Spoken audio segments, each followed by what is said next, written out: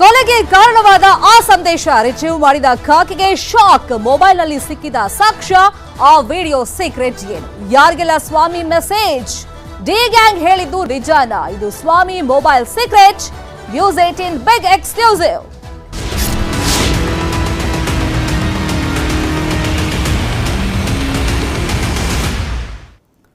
ರೇಣುಕಾಸ್ವಾಮಿ ಕೊಲೆ ಪ್ರಕರಣದ ತನಿಖೆ ಚುರುಕನ್ನ ಪಡ್ಕೊಂಡಿದೆ. ಕೊನೆಗೂ ಸ್ವಾಮಿ ಮೊಬೈಲ್ ಡಾಟಾ ರಿಟ್ರೀವ್ ಆಗಿದೆ. ಸ್ವಾಮಿ ಮೊಬೈಲ್ನಲ್ಲಿ ಸಿಕ್ಕಿರುವಂತಹ ಸಾಕ್ಷ್ಯ ಏನು ಹಾಗಾದ್ರೆ? ಇಡೀ ಪ್ರಕರಣದ ಮೂಲವನ್ನ ನಾವು ಕೆದಕಿ ನೋಡೋದಾದ್ರೆ, ರೇಣುಕಾಸ್ವಾಮಿ ಪವಿತ್ರ ಗೌಡಗೆ ಅಶ್ಲೀಲವಾಗಿ ಮೆಸೇಜ್ ಕಳಿಸಿದ್ದ, ಫೋಟೋಸ್ ಕಳಿಸಿದ್ದ ಅಂತ ಆರೋಪಿಗಳು ಹೇಳ್ತಾ ಇದ್ರಲ್ಲ, ಅದಕ್ಕೋಸ್ಕರ ನಾವು ಆತನನ್ನ ಕರೆಸಿದ್ವಿ ಅಂತ ಹೇಳಿ. ಅಸಲಿಗೆ ಆತ ಈ ತರ ಮೆಸೇಜ್ಗಳನ್ನ, ಫೋಟೋಗಳನ್ನ ಕಳಿಸಿದ್ದ. ಅದನ್ನ ರಿಟ್ರೀವ್ ಮಾಡದೆ ಪೊಲೀಸರಿಗೆ ದೊಡ್ಡ ಚಾಲೆಂಜ್ ಆಗಿತ್ತು. ಕೊಲೆಗೆ ಕಾರಣವಾದ ಆ ಡಾಟಾದಲ್ಲಿ ಏನಿದೆ ಹಾಗಾದ್ರೆ? ಪೊಲೀಸರು ಸಂಗ್ರಹ ಮಾಡಿರುವಂತಹ ಮಾಹಿತಿ ಏನು? ನ್ಯೂಸ್ 18ಗೆ ಆ ಬಗ್ಗೆ ಪಿನ್ ಟು ಪಿನ್ ಡೀಟೇಲ್ಸ್ ಲಭ್ಯವಾಗಿದೆ. ಸ್ವಾಮಿ ಮೊಬೈಲ್ ಅನ್ನ ರಾಜಕಾಲುವೆಗೆ ಆರೋಪಿಗಳು ಎಸ್ತಿದ್ರು. ಆತನ ಶವವನ್ನ ಎಸ್ತಂತ ಸಂದರ್ಭದಲ್ಲಿ ಎಷ್ಟೇ ಹುಡುಕಾಟ ನಡೆಸಿದ್ರು ಆ ಮೊಬೈಲ್ ಸಿಗಲಿಲ್ಲ. ಅದಕ್ಕೆ ಡೂಪ್ಲಿಕೇಟ್ ಸಿಮ್ ತಗೊಂಡು ಡಾಟಾ ರಿಟ್ರೀವ್ ಮಾಡುವಂತ ಕೆಲಸವನ್ನ ಪೊಲೀಸರು ಮಾಡಿದ್ರು. ಆರಂಭದಲ್ಲಿ ಹೇಳಲಾಗ್ತಾ ಇತ್ತು, ಅಶ್ಲೀಲವಾಗಿ ಫೋಟೋಸ್ ಇರ್ಬೋದು ಅಥವಾ ಮೆಸೇಜಸ್ ಇರ್ಬೋದು, ಆತ ಮಾಡಿಲ್ಲ ಅಂತ ಹೇಳಿ. ಅದಕ್ಕೆ ಮಿರರ್ ಇಮೇಜ್ ಸೇರಿದಂತೆ ಬೇರೆ ಬೇರೆ ಟೆಕ್ನಿಕ್ ಗಳನ್ನ ಯೂಸ್ ಮಾಡ್ತಾ ಇದ್ರು ಪೊಲೀಸರು. ಸ್ವಾಮಿ ವಿರುದ್ಧ ಮೇಜರ್ ಆರೋಪ ಮಾಡಿದೆ. ಅಶ್ಲೀಲ ಫೋಟೋ ಕಳಿಸಿದ್ದ ಆತ, ಮೆಸೇಜ್ ಕಳಿಸಿದ್ದ ಪವಿತ್ರ ಗೌಡಗೆ ಅಂತ ಹೇಳಿ. ಹಾಗಾದ್ರೆ ಆ ಆರೋಪಗಳು ನಿಜಾನ? ಈ ಸ್ವಾಮಿ ಯಾರಿಗೆಲ್ಲ ಸಂದೇಶವನ್ನ ಕಳಿಸಿದ್ದ, ಏನೆಲ್ಲ ಮೆಸೇಜ್ಗಳನ್ನ ಕಳಿಸಿದ್ದ, ಆ ಬಗ್ಗೆನೂ ಕೂಡ ನ್ಯೂಸ್ 18ಗೆ ಮಾಹಿತಿ ಸಿಕ್ಕಿದೆ.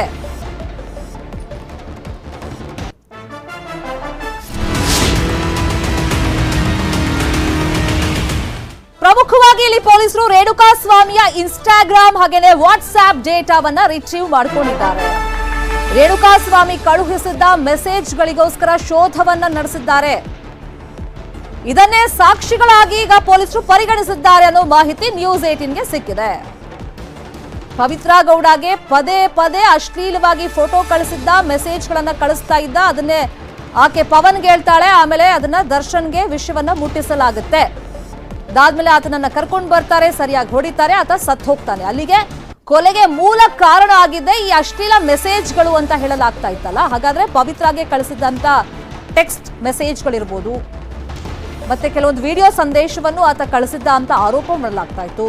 ಅಶ್ಲೀಲವಾಗಿ ಫೋಟೋಸ್ಗಳನ್ನು ಕಳಿಸಿದ್ದ ಅಂತ ಆರೋಪಗಳನ್ನ ಮಾಡಲಾಗ್ತಾ ಇತ್ತು. ಕೇವಲ ಪವಿತ್ರ ಗೌಡಗೆ ಮಾತ್ರ ಅಲ್ಲ, ಇತರೆ ನಟಿಯರಿಗೂ ಕೂಡ ಆತ ಈ ತರ ಕಳಿಸಿದ್ದ ಅಂತೆಲ್ಲ ಆರೋಪಗಳನ್ನ ಆತ ಸತ್ತ ಮೇಲೆ ಕೆಲವರು ಮಾಡಿದ್ರು. ಅಶ್ಲೀಲ ಮೆಸೇಜ್ ಕಳಿಸಿದ್ದಾಗಿ ಮಾಹಿತಿಗಳು ಸಿಕ್ಕಿದೆಯಂತೆ. ಪೆನ್ ಡ್ರೈವ್ ನಲ್ಲಿ ಡೇಟಾ ಸಂಗ್ರಹ ಮಾಡಿ ಪಂಚನಾಮೆಯನ್ನ ಮಾಡಿದ್ದಾರೆ. ಫೋನ್, ಸಿಮ್ ಹಾಗೂ ಪಂಚನಾಮೆಯ ವರದಿ ಎಲ್ಲವನ್ನೂ ಕೂಡ ಚಾರ್ಜ್ ಶೀಟ್ಗೆ ಸೇರಿಸ್ತಾರೆ ಪೊಲೀಸರು.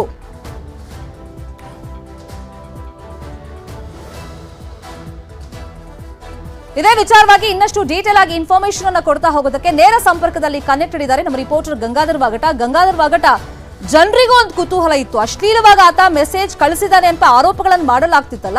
ಟೆಕ್ನಾಲಜಿ ಇಷ್ಟು ಮುಂದುವರೆದ್ರೂ ಕೂಡ ಪೊಲೀಸರಿಗೆ ಆ ಡೇಟಾಗಳನ್ನ ಸಂಗ್ರಹ ಮಾಡೋಕೆ ಇಷ್ಟೊಂದು ಟೈಮ್ ಹಿಡಿಯುತ್ತಾ ಅಂತ ಹೇಳಿ, ಏನೆಲ್ಲ ಟೆಕ್ನಾಲಜಿ ಯೂಸ್ ಮಾಡಿ ಫೈನಲಿ ಆತ ಮೆಸೇಜ್ ಮಾಡಿದ್ದಾನೆ ಅನ್ನೋದನ್ನ ಕನ್ಫರ್ಮೇಶನ್ ಅನ್ನ ಪೊಲೀಸರು ಕೊಟ್ಟಿದ್ದಾರಾ?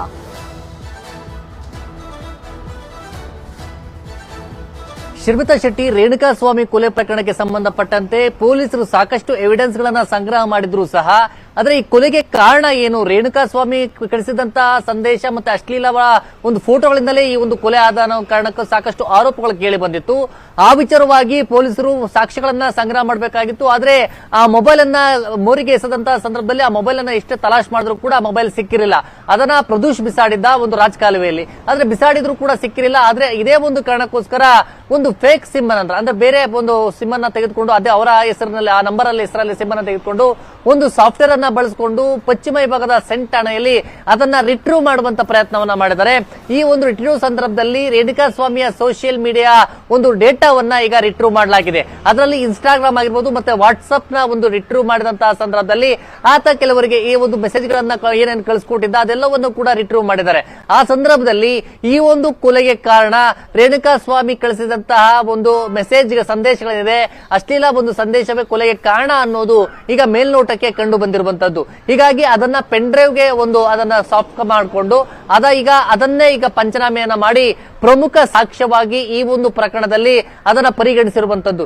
ಯಾಕಂದ್ರೆ ಈ ಒಂದು ಕೊಲೆ ಪ್ರಕರಣಕ್ಕೆ ಮುಖ್ಯವಾಗಿ ಅದನ್ನ ಸಂಗ್ರಹ ಮಾಡಬೇಕಾಗಿತ್ತು, ಐ ವಿಟ್ನೆಸ್ ಆಗಿ ಈ ಒಂದು ಮೊಬೈಲ್ ಡೇಟಾವನ್ನ ಪರಿಗಣಿಸಬೇಕಾಗಿತ್ತು. ಆದ್ರೆ ಅವರಿಗೆ ಮೊಬೈಲ್ ಸಿಕ್ಕಿರ್ಲಿಲ್ಲ. ಹೀಗಾಗಿ ಸಾಫ್ಟ್ವೇರ್ ಅನ್ನ ಬಳಸಿಕೊಂಡು ಸೈಬರ್ ಪೊಲೀಸರು ಈಗ ಆ ಒಂದು ಡೇಟಾವನ್ನ ಸಂಗ್ರಹ ಮಾಡಿದ್ದಾರೆ. ಆ ರಿಟ್ರೀವ್ ರಿಪೋರ್ಟ್ ಅನ್ನೇ ಈಗ ಒಂದು ಪೆನ್ ಡ್ರೈವ್ ಹಾಕಿ ಅದನ್ನ ಪಂಚನಾಮೆ ಮಾಡಿ ಈಗ ಅದನ್ನ ಐ ವಿಟ್ನೆಸ್ ಆಗಿ ಪರಿಗಣಿಸಿದ್ದಾರೆ.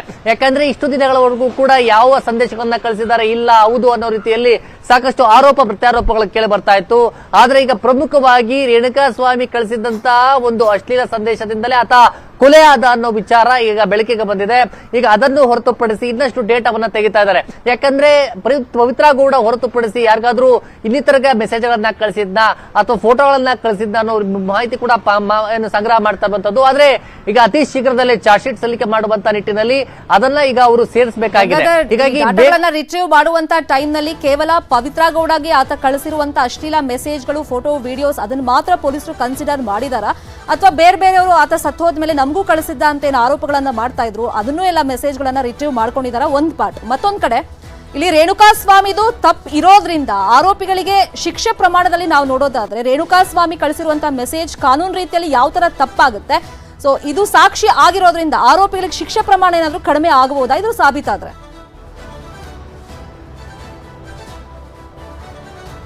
ಶರ್ಮಿತಾ ಶೆಟ್ಟಿ, ಪ್ರಮುಖವಾಗಿ ಈ ಒಂದು ಪ್ರಕರಣದಲ್ಲಿ ಅವರು ಪೊಲೀಸರಿಗೆ ಬೇಕಾಗಿರುವಂತದ್ದು ಏನಂತಂದ್ರೆ ಪವಿತ್ರ ಗೌಡಗೆ ಅವ್ರು ಕಳಿಸಿದಂತದ್ದು ಇಂಪಾರ್ಟೆಂಟ್ ಆಗಿತ್ತು. ಯಾಕಂದ್ರೆ ಇಷ್ಟು ದಿನ ಕಳೆದ್ರು ಕೂಡ ಆ ವಿಟ್ನೆಸ್ ಆಗಿ ಅದ್ರ ಸಾಕ್ಷ್ಯಾಧಾರಗಳು ಸಿಕ್ಕಿರಲಿಲ್ಲ, ರೇಣುಕಾಸ್ವಾಮಿಯ ಡೇಟಾ ಕೂಡ ಸಿಕ್ಕಿರಲಿಲ್ಲ. ಹೀಗಾಗಿ ಮುಖ್ಯವಾಗಿ ಪವಿತ್ರ ಗೌಡಗೆ ಕಳಿಸಿದಂತ ಸಂದೇಶ ವಿಚಾರ ಆ ಒಂದು ಪಾಯಿಂಟ್ ಮಾಡಿಕೊಂಡು ಅದರ ಆಧಾರಿತವಾಗಿ ಅಷ್ಟೇ ಅವರು ಏನೊಂದು ಎವಿಡೆನ್ಸ್ ಅನ್ನ ಸಂಗ್ರಹ ಮಾಡಿದ್ದಾರೆ ಮತ್ತೆ ಆ ಡೇಟಾ ರಿಟ್ರೀವ್ ಅನ್ನ ಮಾಡಿದ್ದಾರೆ. ಈಗ ಮುಂದುವರೆದ ಭಾಗವಾಗಿ ಆ ಒಂದು ಸಾಫ್ಟ್ವೇರ್ ಅನ್ನ ಬಳಸಿಕೊಂಡು ಮೇಲ್ ಐಡಿಯನ್ನ ಸಾಫ್ಟ್ವೇರ್ ಹಾಕಿ ಅದನ್ನ ಇನ್ನೂ ಬೇರೆ ಯಾರಿಗಾದ್ರೂ ಕಳಿಸಿದ ಮೆಸೇಜ್ ಏನಾದ್ರು ಅಂತ ಕೂಡ ಅದನ್ನ ಪರಿಗಣಿಸ್ತಾ ಇದ್ದಾರೆ. ಆದ್ರೆ ಇಲ್ಲಿ ಶಿಕ್ಷೆ ಪ್ರಮಾಣ ಕಡಿಮೆ ಆಗೋದು ಮತ್ತೆ ಜಾಸ್ತಿ ಆಗೋದು ಯಾವುದೇ ರೀತಿ ಅಲ್ಲೇ ವ್ಯತ್ಯಾಸ ಆಗೋದಿಲ್ಲ. ಯಾಕಂದ್ರೆ 302 ಕೊಲೆ ಪ್ರಕರಣದಲ್ಲಿ ಅದು ಜೀವಾವಧಿ ಶಿಕ್ಷೆ ಕೂಡ ಇರುವಂತದ್ದು. ಆದ್ರೆ ಈ ಒಂದು ಸಂದರ್ಭದಲ್ಲಿ ಅದು ಸಾಬೀತಾದ ಚಾರ್ಜ್ ಶೀಟ್ ಆದಂತ ಬಳಿಕ ಟ್ರಯಲ್ ಪ್ರಾರಂಭ ಆದಂತ ಸಂದರ್ಭದಲ್ಲಿ ಆ ಒಂದು ಸಂದರ್ಭದಲ್ಲಿ ಆರೋಪಿಗಳ ಅವರ ಒಂದು ಪಾತ್ರದಲ್ಲಿ ಸಾಬೀತಾದ್ರೆ ಅವರಿಗೆ ಜೀವಾವಧಿ ಶಿಕ್ಷೆ ಕೂಡ ಇರುತ್ತದೆ. ಆದ್ರೆ ಈ ಒಂದು ಸಂದರ್ಭದಲ್ಲಿ ಒಬ್ಬೊಬ್ಬರ ಆರೋಪಿಗಳ ಏನೇನು ಪಾತ್ರ ಇರುತ್ತೆ ಅನ್ನೋದು ಕೂಡ ನೋಡ್ಬೇಕಾಗುತ್ತೆ. ಆದ್ರೆ ಇಲ್ಲಿ ಮುಖ್ಯವಾಗಿ ಆರೋಪಿಗಳು ಯಾಕೆ ಕೊಲೆ ಮಾಡಿದ್ರು ಅನ್ನೋದು ವಿಟ್ನೆಸ್ ಅನ್ನ ತೋರಿಸಬೇಕಾಗಿತ್ತು.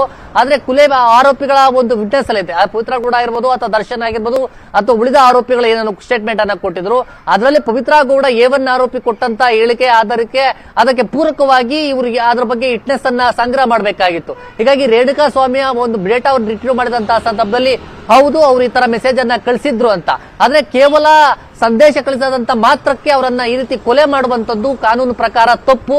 ಆದ್ರೆ ಈಗ ಆ ಒಂದು ಸಂದರ್ಭಕ್ಕೆ ಇವರು ಕೊಲೆ ಮಾಡಿದ್ರು ಅಂತೇಳಿ ಈಗ ಅದರ ಆ ಚಾರ್ಜ್ ಶೀಟ್ ಅಲ್ಲಿ ಅದರ ಉಲ್ಲೇಖ ಮಾಡ್ತಾರೆ.